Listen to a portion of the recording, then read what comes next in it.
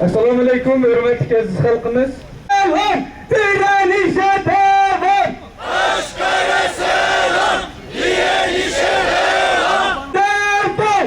İşgalci, Kızılçin, Türkistan'dan devam. Kızılçin, mahallemden defol. İşgalci, Kızılçin, mahallemden devam. Zulme hayır, işbirliğine hayır. Zulme hayır, işbirliğine hayır. Yaşasın bağımsız Doğu Türkistan. Yaşasın bağımsız Doğu Türkistan. Katil Kızılçin, mahallemden defol. Katil Kızılçin, mahallemden defol. Katil Kızılçin, mahallemden defol. Bugün burada bulunmamızın sebebi de tam olarak bu. Belediyemize haftalar önce Çin konsolosu geliyor ve konsolosun resmi açıklamasına göre Çinli etnik azınlık gruplarla ilgili işbirliği yapacağını söylüyor. Belediyeden de bunun tersinde herhangi bir şekilde cevap gelmiyor. Şimdi ben şu soruyu soruyorum size.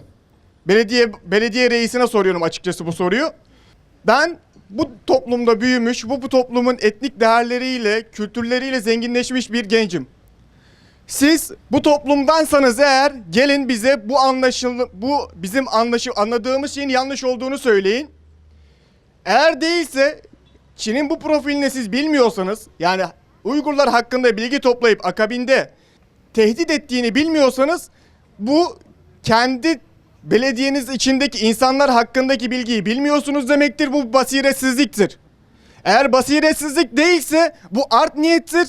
Kendi belediyenizin içindeki insanların bilgilerini başka bir ülkeye satmış oluyorsunuz otomatik olarak. Bu da bir ihanettir belediyenize. Lütfen sorumuza cevap verin. Basiretsiz misiniz? Yoksa kendi belediyenizin içinde yaşayan insanların bilgilerini başkalarına satan bir işbirlikçi misiniz? Ya da bizim anladıklarımızın tamamı yanlış bir anlaşılma mı? Lütfen sizden bu açıklamayı bekliyoruz.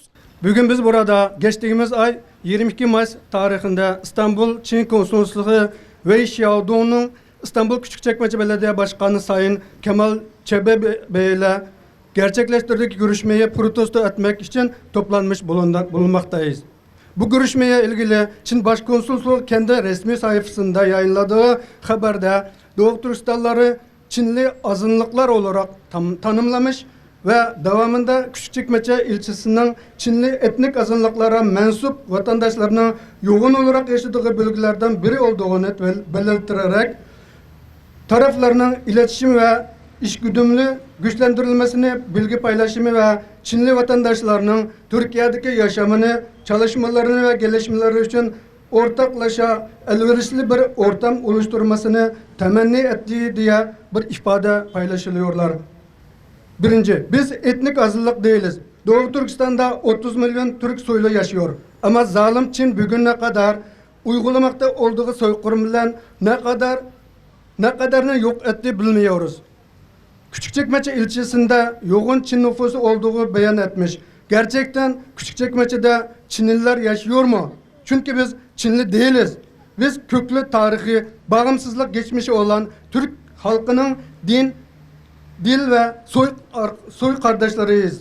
Çin işgal ettiği Doğu Türkistan topraklarında yıllardır türlü zulüm ve soykırım uyguluyorlarken şimdi ne oldu da can güvenliği korumak için Türkiye Cumhuriyeti'ne sığınan Uygur halkının Küçükçekmece bölgesinde daha iyi bir hayat yaşamasını önümser hale geldi Çin.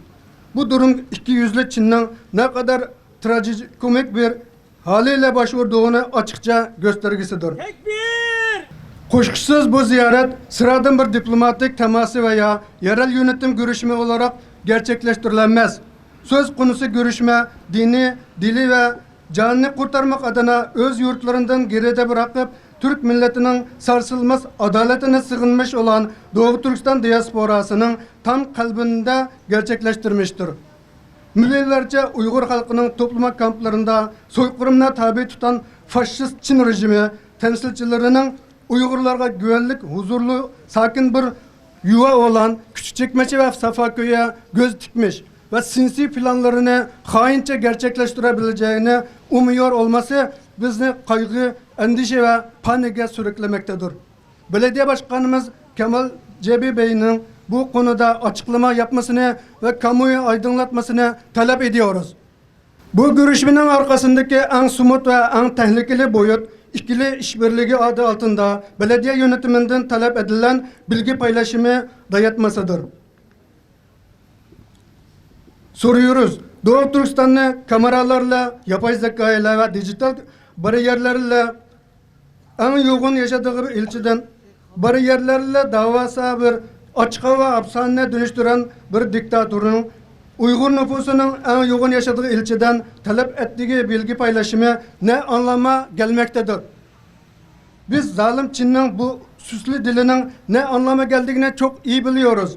Bu talep Çin'in son yıllarda tüm dünyaya sinsice genişlettiği ulus ötesi baskı mekanizmasının Safaköy sokaklarına kadar genişletmeye çalışma hamlesidir.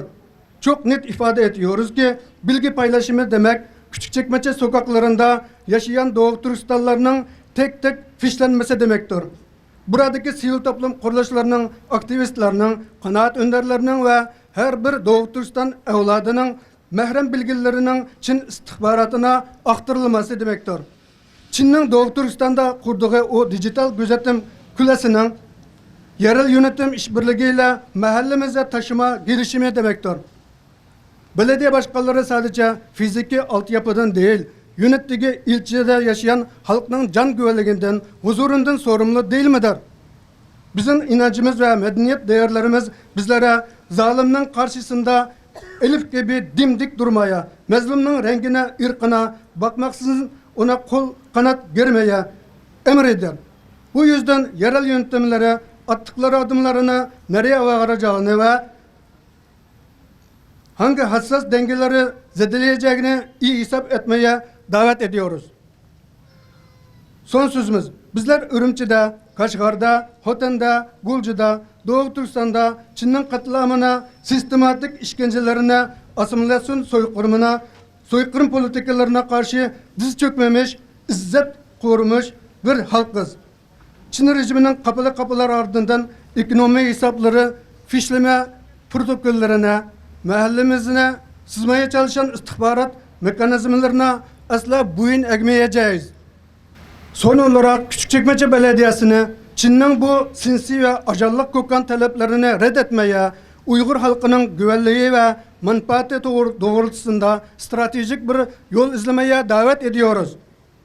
Biz buradayız, evlerimizin önündeyiz, kardeşlik nöbetindeyiz. Mahallelerimizde, sokaklarımızda Çin'in istihbarat ağlarına ve fişleme operasyonlarına asla izin vermeyeceğiz. Çinsiz huzurlu bir Küçükçekmece istiyoruz.